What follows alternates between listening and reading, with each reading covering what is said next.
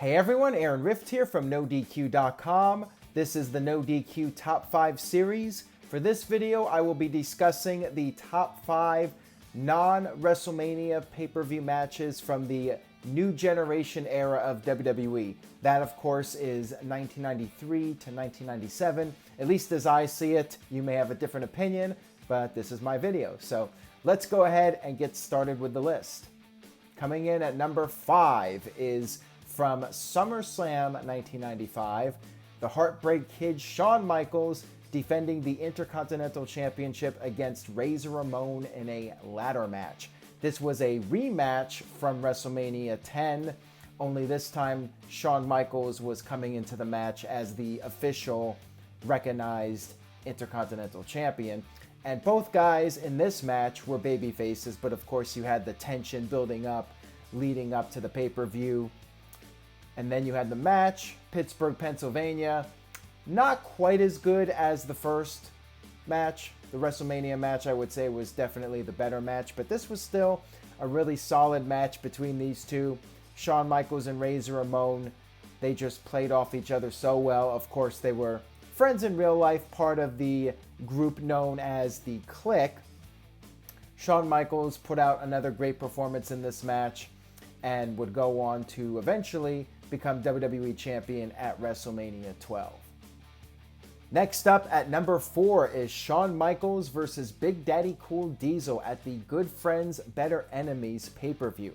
I mentioned a few moments ago Shawn Michaels going on to WrestleMania 12 to win the WWE Championship in the Iron Man match. He had unfinished business though after WrestleMania. His former best friend Diesel was still coming at him and he needed to get his payback.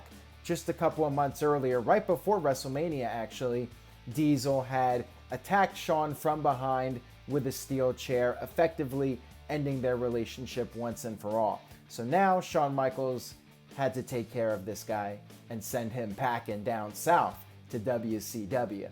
You had this match between them to headline the Good Friends, Better Enemies in Your House pay-per-view right after WrestleMania 12. And what a match it was. It was perhaps, I would say at least, Kevin Nash's best match of his career. Shawn Michaels put on a great performance. He took a powerbomb through the announce table. Shawn Michaels turned the tide and defeated Diesel to retain the WWE Championship, and that would be the last we would see of Kevin Nash in WWE until way later when he would return in 2002 as part of the NWO. But yeah, what an incredible performance by Shawn Michaels. This was his first pay-per-view title defense, and yeah, I would say the best match of Kevin Nash / Diesel's career. Coming in at number 3 is Bret the Hitman Hart versus Big Daddy Cool Diesel for the WWE Championship at Survivor Series 1995. I actually put this match ahead of the Shawn Michaels versus Diesel match, despite the fact that I felt the Shawn Michaels match was Diesel's best match in the company. The reason is that I feel the Bret Hart Diesel match was a little bit more significant in WWE history. Diesel had almost a full year as champion going into this match. And in this match, we saw something that we really had not seen in WWE before.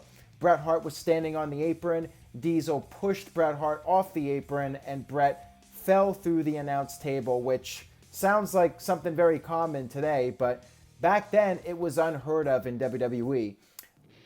What happened basically was WWE was starting to be influenced by a small promotion called Extreme Championship Wrestling. This was the first time on pay-per-view we saw somebody get put through the announce table. So this was definitely a period where WWE was starting to push the envelope. This moment always stood out to me. And then it looked like Diesel was on the verge of winning the match. He was getting a little cocky, a little arrogant, and that's when Bret Hart rolled up Diesel and scored the pinfall victory to become 3-time WWE Champion. Diesel immediately vented his frustrations. He started using profanity, and then he powerbombed Bret Hart after the match, gave him the jackknife, and left him laying. So this was the beginning of Diesel's heel transition, and then that would become a full-fledged heel turn after he hit Shawn Michaels in the back with the steel chair prior to WrestleMania 12. And now coming in at number 2 is Bret the Hitman Hart versus his brother Owen Hart at the SummerSlam 1994 pay-per-view event. They had their epic showdown at WrestleMania 10. Owen Hart was victorious in that match, but then later on in the evening, Bret Hart would become the WWE Champion, leaving a jealous Owen Hart to stand outside the ring, watching Bret in the ring celebrating the victory. The 1994 King of the Ring pay-per-view, we saw Owen become the King of the Ring, and then he got his championship opportunity at SummerSlam in a steel cage match. At the time, I wasn't really the biggest fan of the match, just for the fact that these two were both trying to escape the cage repeatedly, and I always felt like a cage match should be about settling a grudge in the ring, not about escaping the cage. But Bret Hart explained later on that because there was a ban on blood at the time, they had to come up with something to make the match more entertaining. And entertaining the match was. It's an extremely entertaining match, very fun to watch. It still holds up today. It's one of my all-time favorite matches from this period. And you had the Hart family drama. Jim Neidhart, the Anvil, Bret Hart's former tag team partner in the Hart Foundation, ended up siding with Owen Hart in the storyline. And then you had Davey Boy Smith, the British Bulldog, siding with Bret. And after Bret won the match, you had this controversy with Jim Neidhart and Owen Hart locking the steel cage, beating down Bret. The family members were trying to get into the ring to save Bret, and eventually they were able to come to Bret's aid, but Bret took an incredible beating at the hands of Jim Neidhart as well as Bret's brother Owen. So yeah, it was quite the match and quite the storyline leading up to it. Definitely one of my favorites. And now for the number 1 non-WrestleMania pay-per-view match from the New Generation Era of WWE.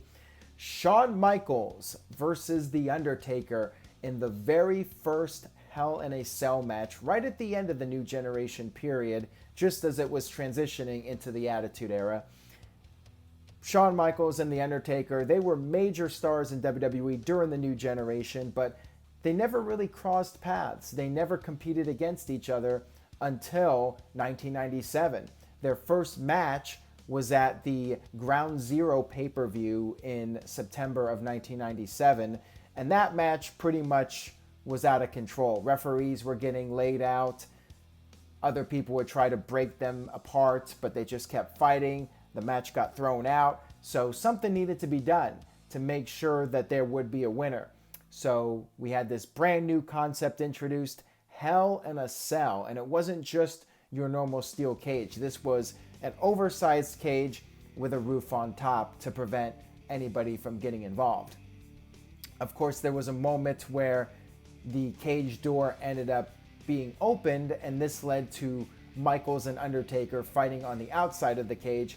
Undertaker, he had been attacked by Shawn Michaels, Triple H, Chyna, Ravishing Rick Rude, not yet known as D-Generation X, but they were already as a faction. They had hurt The Undertaker several times leading up to this match. They busted him open with a steel chair. This was Undertaker's revenge. He beat the crap out of Shawn Michaels, threw Shawn Michaels into the cage repeatedly. Michaels was a bloody mess. Michaels tried to escape by climbing to the top, to the roof of the cage.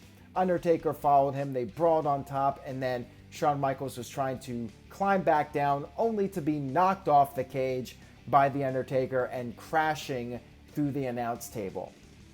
Undertaker brought Shawn Michaels' carcass back into the ring, was going to finish him off with the tombstone, when all of a sudden the lights go out and Paul Bear's there, and this giant figure with a mask, and this red lighting comes out, and Vince McMahon knows who it is. It's gotta be Kane. Kane comes out, The Undertaker's brother that Paul Bear has been hyping up for all these months, finally comes out.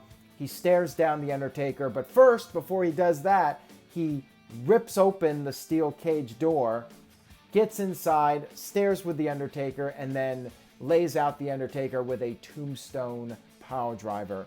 He leaves. Shawn Michaels, a bloody mess, pretty much unconscious, manages to somehow put one arm over the Undertaker to score the pinfall victory. And Shawn Michaels, after all that, somehow won the match. One of the greatest wrestling matches of all time, one of the most epic debuts of all time with Kane, and certainly my favorite match of the late New Generation period, with the exception of Bret Hart versus Steve Austin, of course. But both of those matches, all-time classics in WWE history.